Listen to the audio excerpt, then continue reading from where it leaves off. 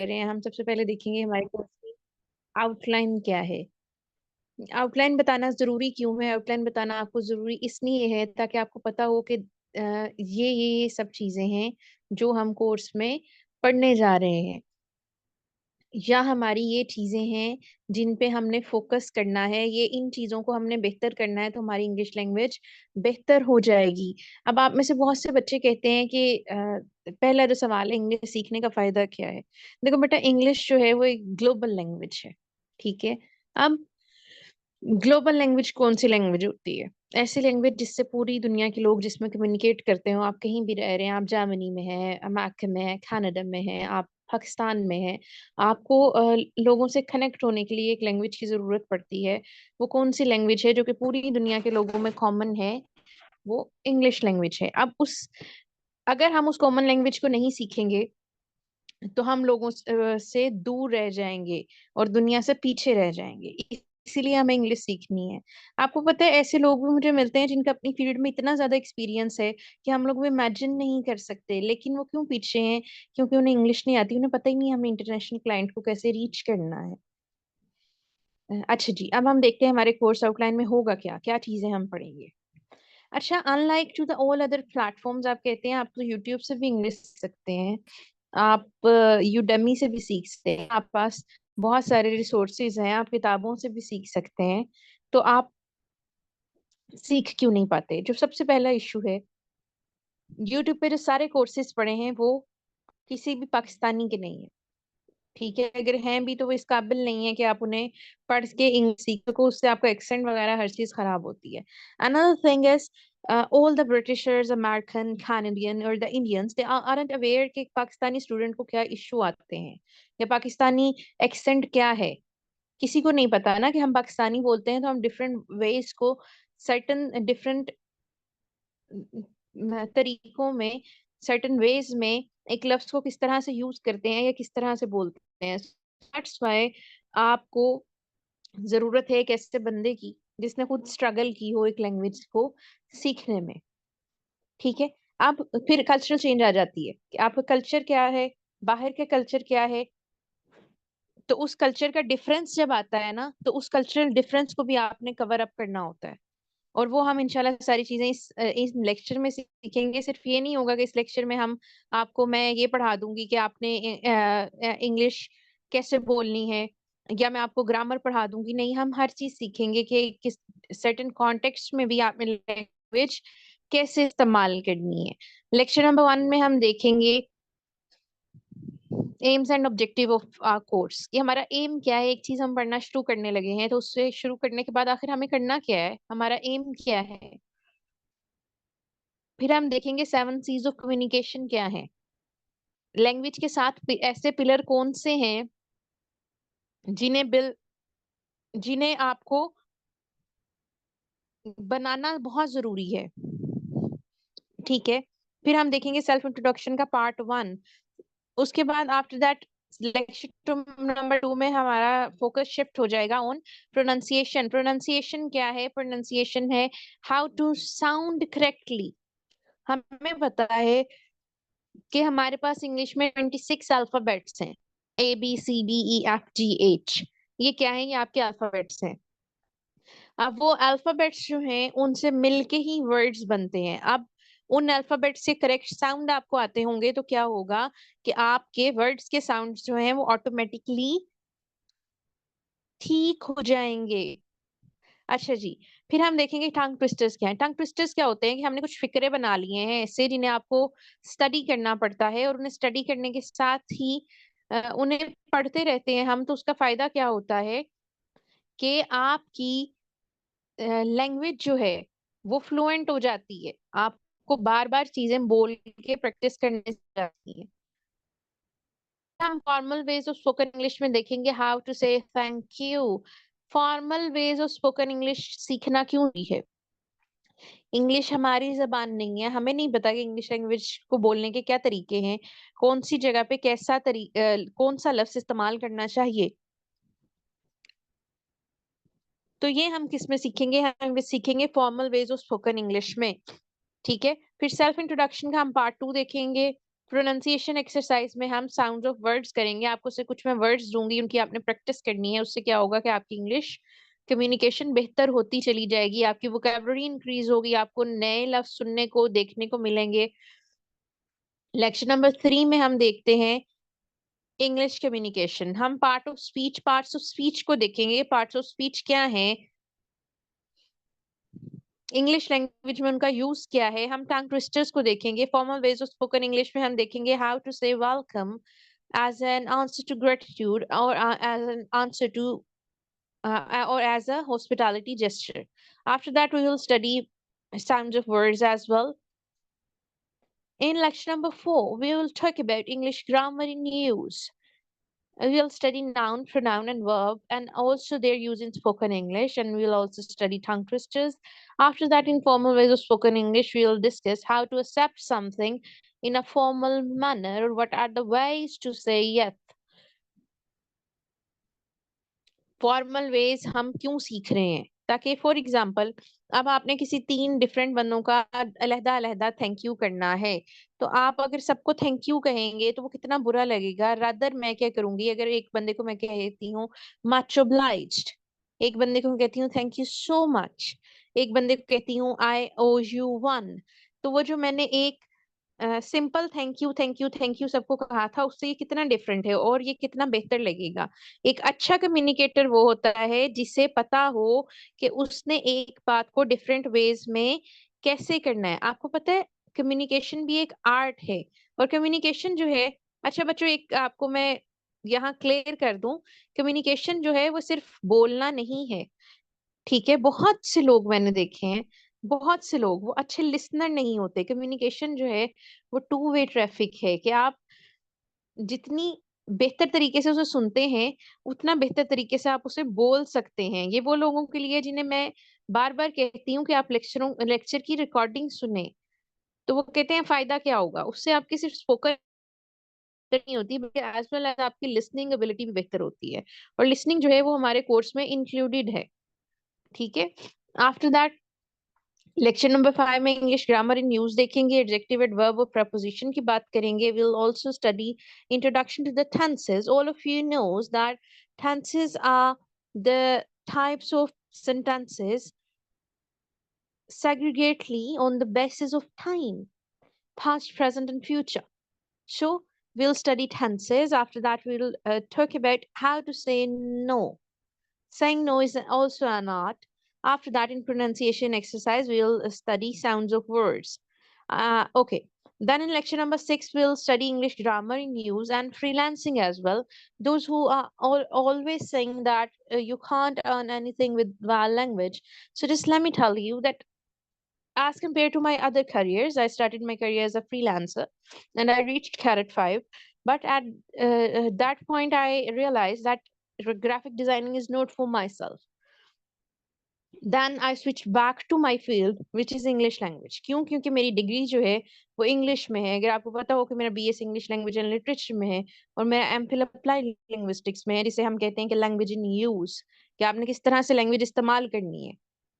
ठीक है, तो आपकी जितना ग्राफिक डिजाइनिंग ने मुझे 1 साल 2 साल 3 साल में दिया था, उतना पे बैक मुझे कम्युनिकेशन ने 1 साल से कम अरसे में दे दिया। So this is how communication works. Parts of speech देखेंगे, कंजंक्शंस और इंटरजेक्शंस को देखेंगे, प्रीफिक्स और सुफिक्स को देखेंगे। Formal ways of spoken English में हम देखेंगे how to ask for permission. किसी से कोई काम करने की परमिशन लेनी है तो वो कैसे लेनी है। फिर हम देखेंगे what are the careers as a good communicator. आपने गुड अच्छा कम्युनिकेटर बनना है तो आपके लिए कौन कौन से करियर्स हैं, आपके लिए कौन कौन सी जगह हैं जहां आप बेटा काम कर सकते हो। फिर हम देखेंगे प्रोनाउंसिएशन प्रैक्टिस वाया डायलॉग, और हम फाइवर को भी देखेंगे। अच्छा, फाइवर ऑल दो एक इसराइली कंपनी है, लेकिन फ्रीलांसिंग वर्ल्ड में हम उसे इग्नोर नहीं कर सकते। इट डिपेंड्स अपॉन यू, आप फाइवर पे काम करना चाहते हैं या नहीं चाहते। लेकिन हम सिर्फ फाइबर को नहीं देखेंगे, there are so many other platforms as well. ठीक है, प्रोनाउंसिएशन प्रैक्टिस हमारी शिफ्ट हो जाएगी डायलॉग्स पे। डायलॉग से प्रोनाउंसिएशन प्रैक्टिस क्यों करते हैं? डायलॉग से प्रोनाउंसिएशन प्रैक्टिस इसलिए करते हैं क्योंकि डायलॉग्स में आप रोल प्लेइंग देखते हैं कि फॉर एग्जांपल अगर आप टीचर हैं तो आपको कैसी वोकैबुलरी यूज करनी है, अगर आप स्टूडेंट हैं तो आपको कैसी वोकैबुलरी यूज करनी है। तो ये सारी चीजें हम वाया डायलॉग सीखते हैं।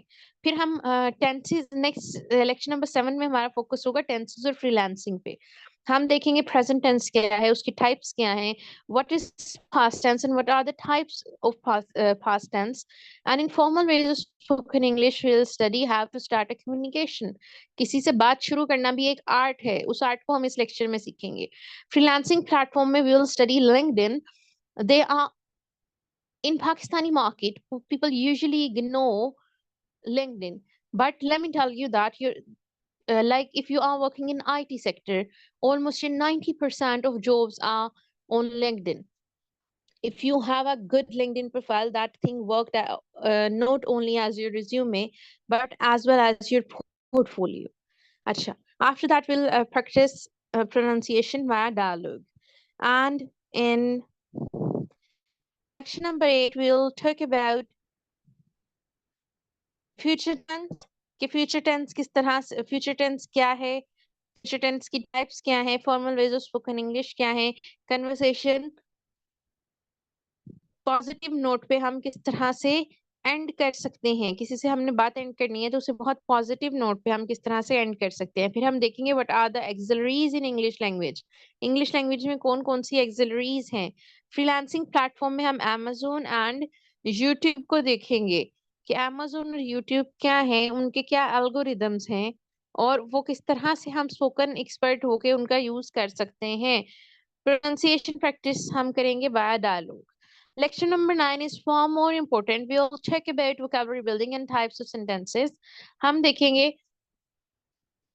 कि vocabulary किस तरह से build की जाती है, strategies क्या है नए लफ्ज सीखने हैं तो उनके, और synonyms और antonyms क्या होते हैं, अगर context को use करके एक word को हम understand कैसे कर सकते हैं। कॉन्टेक्स्ट क्या होता है कि इर्द गिर्द की लाइनों में या इर्द गिर्द के उस सेंटेंस में इर्द गिर्द वाले लफ्जों में क्या बात हो रही है, उस बात को हम क्या कहते हैं, उसको हम कहते हैं कि ये कॉन्टेक्स्ट है। फिर हम देखेंगे how to show your grief in English language. आपने अपना ग्रीफ, अपना दुख, अपना गम किस तरह से अंग्रेजी जुबान में किसी से शेयर करना है।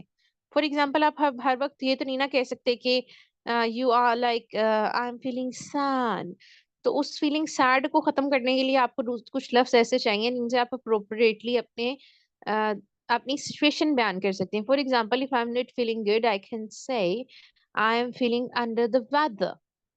ठीक है। अच्छा, प्रोनाउंसिएशन प्रैक्टिस होगी हमारी। डायलॉग लेक्चर नंबर 10 में हम स्टडी करेंगे relationship between listening, reading and speaking. कि लिसनिंग, रीडिंग और स्पीकिंग में क्या रिलेशनशिप है। हम पढ़े एक्टिव लिसनिंग स्किल्स पढ़ेंगे और हम देखेंगे कि कन्वर्सेशन में किस तरह से इफेक्टिवली रिस्पॉन्ड किया जाता है। ग्रुप डिस्कशन एक्टिविटीज को देखेंगे ताकि आपको लिसनिंग की प्रैक्टिस हो। जैसे आपने देखा होगा कि हमारे फेसबुक ग्रुप में बहुत से बच्चे जो हैं वो अपना सेल्फ इंट्रोडक्शन सबमिट कराते हैं और नीचे कमेंट्स आपने देखे होंगे कि एक तो मैं उनकी असाइनमेंट खुद चेक करती हूँ, दूसरा बाकी लोग भी उनकी असाइनमेंट से कोई ना कोई कमेंट देते रहते हैं। तो इससे क्या होता है कि आप खुद को ज्यादा बेटर कर लेते हैं। फिर हम देखते हैं रीडिंग और स्पीकिंग में क्या रिलेशनशिप है। फिर हम देखेंगे कि अगर आपने रीडिंग कम्प्रीहेंशन इंप्रूव करनी है तो आप वो किस तरह से कर सकते हैं। और आपको फिर मैं प्रैक्टिस एक्सरसाइजेस दूंगी जिन्हें आपने ऊंची आवाज में पढ़ना है। फिर हम पढ़ेंगे कि फेमस वर्ड्स और फ्रेजेस क्या हैं इंग्लिश लैंग्वेज में, कि इंग्लिश लैंग्वेज के मुहावरे क्या हैं, इंग्लिश लैंग्वेज के सारे लवाजमात क्या हैं, वो हम किधर सीखेंगे लेक्चर नंबर 10 में। कि अब हमें सारी चीजें आ गई हैं, अब हमने उन्हें एक सर्कल में कैसे जोड़ना है, हमने उन्हें फिक्स कैसे करना है, वो हम सीखेंगे लेक्चर नंबर 10 में। लेक्चर नंबर 11 में हम देखते हैं how to explain topic perfectly, कि कोई टॉपिक हम बेहतर तरीके से किस तरह से एक्सप्लेन कर सकते हैं। कॉम्प्लेक्स टॉपिक्स को सिंपल टर्म्स में एक्सप्लेन करने की स्ट्रेटजीज क्या हैं, आप किस तरह से विजुअल एड्स का यूज करके अपनी प्रेजेंटेशन को इफेक्टिव बना सकते हैं। फिर हम देखेंगे formal ways of spoken English में how to show your excitement in English language, कि अगर आप एक्साइटेड हैं तो वो आपने कैसे यूज करना है। फिर हम नेक्स्ट देखेंगे Q card topic. Cue cards, Q question card भी इसे कहा जाता है और इसके लिए दूसरा क्यू भी यूज होता है, CUE, क्यू बी। ठीक है। अच्छा, अब क्यू कार्ड में क्या होता है? क्यू कार्ड में आपको 2 मिनट बोलना होता है। आईएलटीएस के एग्जाम्स के आपके जो बैंड्स हैं वो इस क्यू कार्ड पे डिपेंड करते हैं। आपने क्या करना है, आप 2 मिनट तक बिना रुके किस तरह से अपनी ख्यालात का इजहार कर सकते हैं। ये क्या है? ये क्यू कार्ड है। लेक्चर नंबर 12 में हम बात करेंगे इंटरव्यू टिप्स एंड ट्रिक्स पे, और हम कोर्स का ओवरव्यू लेंगे। क्यों टिप्स एंड ट्रिक्स की हमें जरूरत है? ताकि अगर आप किसी भी जगह इंटरव्यू देने जाएं तो आपको वो अपनी मिस्टेक्स पता हो जो आपने पिछले इंटरव्यू में कहीं की थी, या आपने उस इंटरव्यू के बाद आपको आपका कोई दोस्त, आपका मेंटोर, आपका उस्ताद बता रहा है कि तुम्हारी ये चीजें गलत थी। और लेकिन आप वही चीज हम यहाँ से पढ़ लेंगे कि हमने जॉब इंटरव्यू के लिए प्रेपरेशन स्टार्ट करनी है तो कैसे करनी है, कॉमन इंटरव्यू क्वेश्चंस क्या है और उन्हें हमने पढ़ना कैसे है, सॉरी उन्हें आंसर कैसे करना है, बॉडी लैंग्वेज क्या है, उसकी क्या अहमियत है इंग्लिश में, वो भी हम एलआईसी लैंग्वेज में इसी कोर्स में और इसके लास्ट लेक्चर में सीखेंगे। फाइनल प्रेजेंटेशन होगी, कोर्स ओवरव्यू होगा, और आपको नेक्स्ट स्टेप में बता दूंगी how to improve English language. ठीक है। अच्छा, अब क्या है, आपकी आउटलाइन कंप्लीट हो गई है। अब हम देखते हैं एम्स और ऑब्जेक्टिव्स। हमारे कोर्स के एम्स एंड ऑब्जेक्टिव्स क्या हैं? आपके कोर्स का पहला ऑब्जेक्टिव है, एम क्या है, हमारा सिखाने का मकसद क्या है, आपका सीखने का मकसद क्या है, कि आप कम्युनिकेशन स्किल को डेवलप कर लें। उसके बाद हम देखते हैं कि प्रोनाउंसिएशन और इंटोनेशन जो है आपकी वो ठीक हो जाए, ताकि आपको गैप्स देने आ जाएं। वोकेबलरी की एक्सेसिव रेंज को डेवलप करना है ताकि हमारी एक्सप्रेसिव रेंज बढ़ सके। एक्सेसिव कहते हैं बहुत ज्यादा, ठीक है, तो उसे हमने इम्प्रूव करना है अपनी एक्सप्रेसिव रेंज बढ़ाने के लिए। एक्सप्रेसिव रेंज क्या होती है? कि एक बात आप कितने मुख्तलिफ तरीकों से कर सकते हैं, आपकी रेंज ऑफ एक्सप्रेशंस क्या है। जिस तरह अगर मैं कह रही हूँ यू आर लुकिंग सिक, तो उसका एक क्या मतलब है? उसका मतलब होगा कि तुम बीमार लग रहे हो। लेकिन अगर कोई बहुत खूबसूरत लग रहा है और मैं उसे कह रही हूँ यू आर लुकिंग सिक, तो उससे क्या मतलब होगा? कि तुम बिल्कुल फ्लॉलेस और बहुत ज्यादा खूबसूरत लग रहे हो। ठीक है। फिर हम देखेंगे आगे हमारा क्या पर्पस होगा। हम लर्निंग लिसनिंग कम्प्रीहेंशन को बूस्ट करेंगे। मसला क्या है हमारा, कि जब हमारा दिमाग कोई बात सुनता है ना तो वो उसे इंग्लिश में समझ नहीं पाता, हम उसे उर्दू में कन्वर्ट करते हैं। फिर हमारा दिमाग पहले से उर्दू में कन्वर्ट करता है, फिर हम उसका चीज का जवाब दे पाते हैं। तो after this course you able to understand English language. आप उसे अंडरस्टैंड करेंगे और आपको पता चलेगा कि किस तरह आप उससे अपनी कम्युनिकेशन स्किल्स इनहांस कर सकते हैं। कल्चरल अवेयरनेस और कॉन्टेक्सचुअल यूज, बहुत से वर्ड्स जो हैं वो पाकिस्तानी कॉन्टेक्स्ट में नहीं बोले जाते, वो बुरा लगता है, लेकिन बाहर के कॉन्टेक्स्ट में वो बुरा नहीं लगता। तो हमें इस चीज का भी ख्याल रखना है कि डिफरेंट लोग डिफरेंट बैकग्राउंड से होते हैं। आफ्टर दैट ऑब्जेक्टिव्स में हम देखेंगे कि हमारे ऑब्जेक्टिव्स क्या हैं या क्या चीजें हमने अचीव करनी है। वो the first one is conversation fluency, कि आप बिना रुके कितनी बेहतर अंग्रेजी बोल सकते हैं। आफ्टर दैट आपको इफेक्टिव प्रेजेंटेशन स्किल्स आ जाएंगी। आप कोई भी हैं, आप बिजनेसमैन हैं, आप वर्कर हैं, आप को वर्कर हैं, या जो भी हैं, आपको इंग्लिश सीखना पड़ती है। क्यों सीखना पड़ती है? क्योंकि आपने कुछ ना कुछ किसी को प्रेजेंट करना होता है इंग्लिश में, कोई ना किसी से बात करनी होती है इंग्लिश में। तो अगर आपके पास प्रॉपर यूज ऑफ लैंग्वेज है और अगर आपके पास प्रॉपर विजुअल एड्स हैं तो आप एक इफेक्टिव प्रेजेंटेशन बना सकते हैं। टेलीफोनिक और बिजनेस कन्वर्सेशन में मैं आपको डिफरेंस बताऊंगी कि आम लैंग्वेज से वो किस तरह से डिफरेंस है और आपने किस तरह से करनी है। पब्लिक स्पीकिंग का कॉन्फिडेंस, पब्लिक स्पीकिंग का कॉन्फिडेंस कैसे आएगा? जब आप में ये हिम्मत आ जाएगी कि आप 1 लाख लोगों के सामने अपनी वीडियो शेयर कर सकें अपनी आवाज की, तो इसका मतलब है कि आप बेटर बोल सकते हैं। करेक्ट ग्रामर और सिंटेक्स, ग्रामर के कुछ रूल्स हैं जो बड़े छोटे छोटे हैं लेकिन वो बड़े अजीबो गरीब लगते हैं, बट उन्हें हम इसमें समझ लेंगे तो आपको लैंग्वेज बोलने में आसानी होगी। एक्टिव लिसनिंग स्किल्स आपकी बेहतर करेंगे। Oops. और आपके इडियम्स इडियोमेटिक एक्सप्रेशंस जो हैं वो ठीक कराएंगे कि ये आपने इस चीज को इस तरह से बोलना है। फिर फीडबैक आपका मैं लूंगी और इंशाल्लाह आपकी सेल्फ असेसमेंट भी होगी, जो कि हमारा ग्रुप जो है सपोर्ट टीम का, वो साथ साथ करता रहता है कि आपने कितनी असाइनमेंट्स जमा कराई हैं या कितनी जमा नहीं कराई, या कितने लोगों ने कोर्स जमा होने के बाद कराई हैं, सॉरी कोर्स पूरा होने के बाद असाइनमेंट जमा कराई हैं। तो ये सारी चीजें हम इसमें इंशाल्लाह कोर्स में देखेंगे। फिर कल्चरल सेंसिटिविटी आपकी देखेंगे कि आपको क्या अंदाजा है कि किसी जगह पे आपने इंग्लिश बोलनी है तो वो किस तरह से बोलनी है। After that real life simulations. Real life simulations क्या होती हैं? Practical experience. ऑथेंटिक सिनेरियो हमने क्रिएट किया, जैसे हमने कहा जी कि आपने किसी को थैंक्स करना है, तो उसका आपने ऑथेंटिक सिनेरियो बनाना है और आपने उससे लोगों को डील करना है, या आपने लोगों को इस तरह से, एक ओरिजिनल सिनेरियो है उसमें 20 लोग हैं, उन 20 लोगों को आपने डिफरेंट डिफरेंट तरीके से थैंक यू कहना है। अब वो आपको कैसे आएगा? जब आपके पास उतनी रेंज होगी वोकैब्युलरी की। तो इन सारी चीजों को हम इंशाल्लाह डिस्कस करेंगे। बच्चों अपने क्वेश्चन लास्ट के लिए रख लें, इंशाल्लाह लास्ट में मैं आपको आंसर कर दूंगी। इस तरह फिर फ्लो टूट जाती है लेक्चर की। 7 C's ऑफ कम्युनिकेशन की बात करते हैं। 7 C's ऑफ कम्युनिकेशन क्या है? कम्युनिकेशन के साथ ऐसे रूल्स कौन से हैं कि जिन्हें अगर आप दिलो जान से रट लें या दिलो जान से उनके ऊपर अमल कर लें तो वो बहुत ज्यादा बेहतर हो जाएंगे। Number 1 is clarity. क्लैरिटी किस काम आती है भाई? क्लैरिटी इस काम आती है कि सबसे पहले तो आप जो बात कर रहे हैं वो इतनी आवाज में हो कि अगले बंदे को समझ आए, और दूसरी बात ये कि वो बात जो है वो ऐसे वे में की जाए कि वो किसी को कंफ्यूजिंग ना लगे। ठीक है। अच्छा, अब दूसरी चीज क्या है? कंसाइजनेस। आपकी बात ब्रीफ और मुख्तसर हो। ठीक है।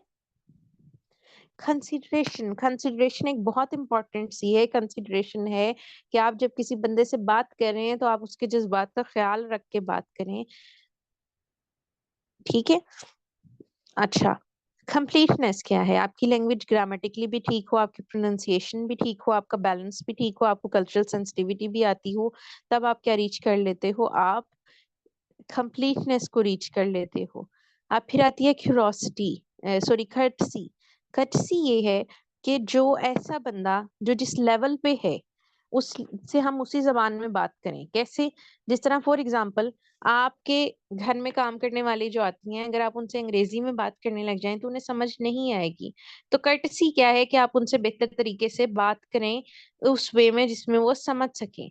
कॉन्क्रीटनेस क्या है? जब आपके पहले 5 एलिमेंट्स आ गए तो आपकी लैंग्वेज एक मजबूत लैंग्वेज बन गई, जो कि कंक्रीट की तरह मजबूत है। और क्या है? 7th C कौन सा है आपका? करेक्टनेस। करेक्टनेस क्या है? जब ये सारी चीजें आप बेहतर कर लेते हैं तो आपकी लैंग्वेज जो है वो करेक्ट हो जाती है। हम टेंसेस क्यों पढ़ रहे हैं? ताकि हमारी लैंग्वेज जो है वो क्या रहे बच्चों? करेक्ट रहे। Okay. So this is all about 7 C's of communication. इन्हें पिलर्स भी कहा जाता है कि इन चीजों पे आप मलका हासिल कर लें तो आपकी जो लैंग्वेज है वो ठीक हो जाती है। अच्छा, अब आगे हम देखते हैं, सेल्फ इंट्रोडक्शन को देखते हैं। सेल्फ इंट्रोडक्शन कहाँ कहाँ कराना पड़ता है? आपको अपनी क्लास में पढ़ा कराना पड़ता है, आपको किसी इंटरव्यू पे कराना पड़ता है, आपको अपनी न्यू जॉब पे कराना पड़ता है, आपको किसी न्यू हॉबी पे कराना पड़ता है, आप किसी से मिलने जाते हैं इन फ्रंट ऑफ एनीवन, आपको अपना बताना पड़ता है कि आप कौन हैं। ओके बच्चों। अच्छा, फिर हम देखते हैं कि हमें एक ऐसी ग्रीटिंग की जरूरत है, हमें एक ऐसी चीज की जरूरत है, एक ऐसे लफ्ज की जरूरत है जिससे अगर हम किसी को बुलाएं तो उसे बुरा ना लगे। ठीक है।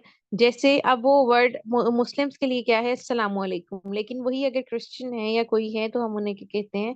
हेलो। तो अब वो जो अस्सलामु अलैकुम है वो एक ऐसी ग्रीटिंग है जो एक रिलीजियस बैकग्राउंड से बिलोंग कर रही है। ठीक है। अब हमें एक ऐसी ग्रीटिंग की जरूरत थी जो किसी बैकग्राउंड से रिमूव ना करती हो, तो फिर हम क्या कहते हैं? हेलो। हेलो क्या है? एक यूनिवर्सल ग्रीटिंग है। हेलो के जवाब में हेलो ही कहा जाता है, हाय नहीं कहा जाता। क्यों? क्योंकि हाय इनफॉर्मल ग्रीटिंग है। उसके बाद हम गुड मॉर्निंग, गुड आफ्टरनून और गुड इवनिंग का इस्तेमाल करते हैं। इन तीनों अल्फाज की जगह ऑस्ट्रेलिया में गुड डे का इस्तेमाल होता है। ठीक है। अब गुड मॉर्निंग आपने कब से कब तक कहना है? सुबह 5 बजे से लेकर 4 बजे तक। सॉरी, सुबह, आई एम सॉरी स्टूडेंट, सुबह 5 बजे से लेकर दोपहर 12 बजे तक आपने यूज करना होता है गुड मॉर्निंग। आफ्टर दैट आपने गुड आफ्टरनून यूज करना होता है, शाम 4 बजे तक सर्दियों में और शाम 5 बजे तक गर्मियों में। गुड नून क्यों नहीं कहते? दोपहर बखैर की कोई फ्रेज नहीं है इंग्लिश लैंग्वेज में, उर्दू में भी नहीं है, क्योंकि दोपहर का जो स्पैन है वो बहुत छोटा होता है, जैसे कि 15 मिनट का। फिर हम बाद में जब तक सोते नहीं है तो हम good morning he, sorry, good evening he कहते रहते हैं। अब इन तीनों वर्ड्स की जगह good morning, good afternoon, good evening, इनकी जगह कौन सा लफ्ज इस्तेमाल होता है ऑस्ट्रेलिया में? Good day. अच्छा, हम गुड नाइट क्यों नहीं इस्तेमाल करते? क्योंकि गुड नाइट एक कन्वर्सेशन एंडर है। गुड नाइट का मतलब होता है कि भाई बस अब मैं सोने लगा हूँ, तो मुझे आपसे बात नहीं करनी। पाकिस्तान नहीं है ना कि हम गुड नाइट कहने के बाद भी 1 घंटा बात करते रहें। ठीक है। अच्छा, अब ये जब आपने अपने क्लाइंट से कम्युनिकेट करना है तो ये कन्वर्सेशंस का बहुत बहुत बहुत ज्यादा ख्याल रखना है। ठीक है जी। अच्छा, अब हम क्या कह सकते हैं? अब हमने हर टाइम ऑफिस में तो नहीं रहना, हमने हर टाइम प्रोफेशनल एटमोसफेयर में नहीं रहना, तो हम क्या करते हैं कि हम कुछ ऐसी ग्रीटिंग्स इस्तेमाल करते हैं जो कि इनफॉर्मल हो, जो कि हम दोस्तों वगैरह के साथ इस्तेमाल कर सकें। उनमें कौन सी है? Number 1 is hi, number 2 is hey, number 4 is what's up, number 5 is hiya. इसका मतलब होता है हाउ आर यू, और ये अमेरिकन स्लैंग है।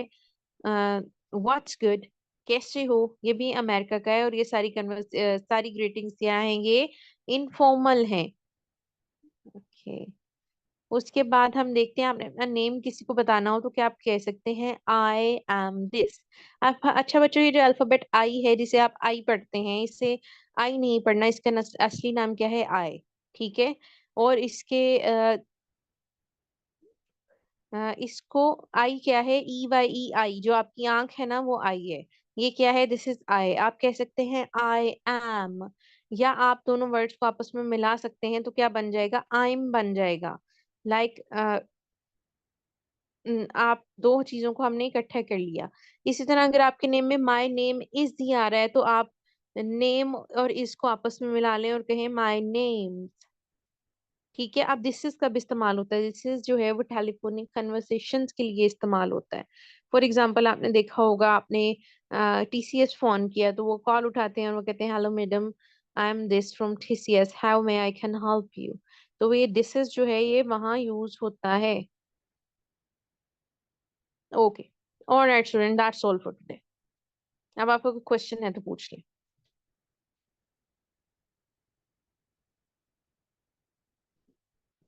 जी स्टूडेंट्स, लाइव क्वेश्चन आंसर का सेशन स्टार्ट है। किसी का